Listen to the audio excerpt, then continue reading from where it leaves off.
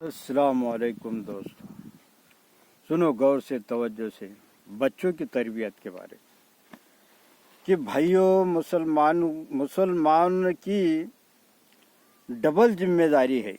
क्या कि एक तरफ तो अपने बचाव की फिक्र करनी चाहिए, जिंदगी की इस मोहलत में वो काम करने हैं जो उसे आखिरत में अल्लाह ताला की पकड़ से बचा सके। दूसरी तरफ उसे दूसरों को भी दोज़ख की आग से बचाना है। अल्लाह के हुक्मों और उसकी हिदायतों को लोगों तक पहुंचाना है। क्या अल्लाह के हुक्मों और उसकी हिदायतों को लोगों तक पहुंचाना है। इस बारे में ख़ास तौर पर उसके घर बार की जिम्मेदारी उस पर बहुत सख्त है।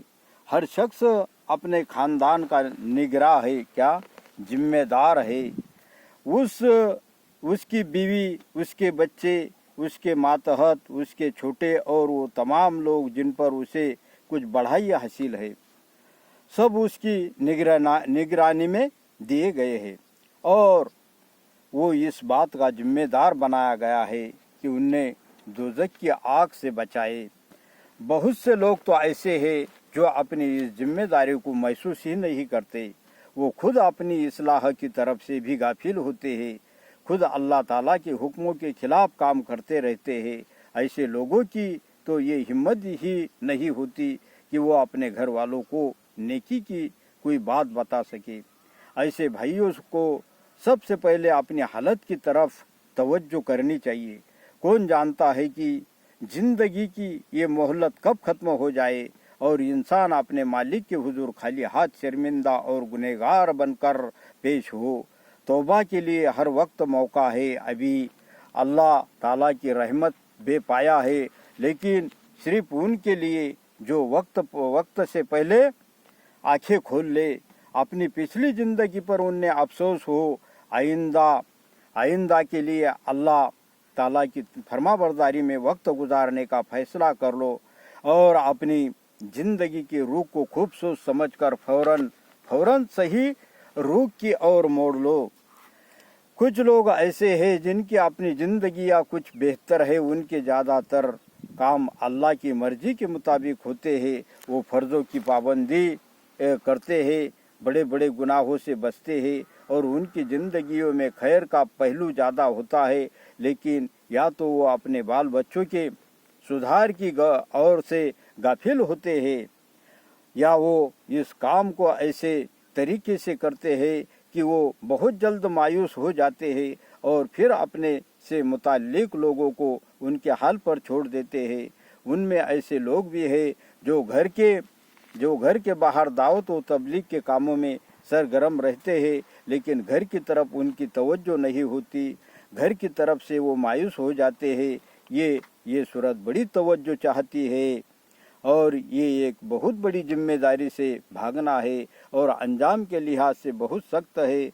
भाइयों, घर के लोगों के सुधार के लिए बड़े ठंडे दिल की ज़रूरत है।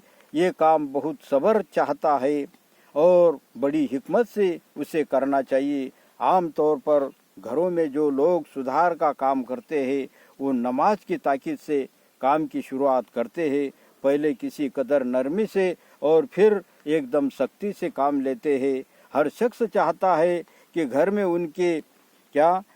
उसके हुक्मों को बेतकल्लुफ़ पूरा किया जाए। चुनाचे दीनी सुधार के बारे में भी वो यही चाहता है कि उसके हुक्मों को अच्छी तरह पूरा किया जाए।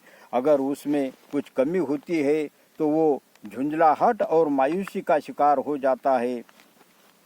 भाइयों, ये तरीका हिकमत के खिलाफ है। घर वालों के दिलों में भी पहले ईमान को पक्का करे, अकीदों में सुधार करे। हर मुनासिब मौके पर इस्लामी अकीदे उनके दिलों में बिठाए, उनकी तालीम और तरबियत का इंतज़ाम करे।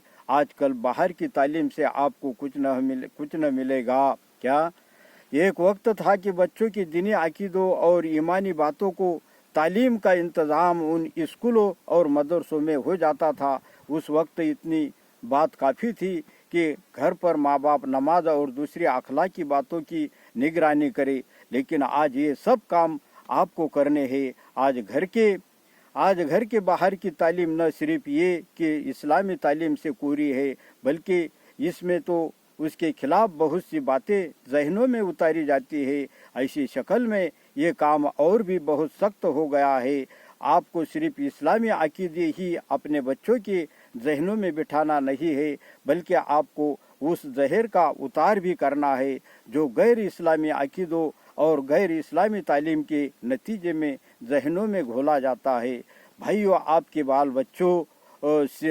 بال بچے سیدھے سے آپ کی ذمہ داری میں دیے گئے ہیں۔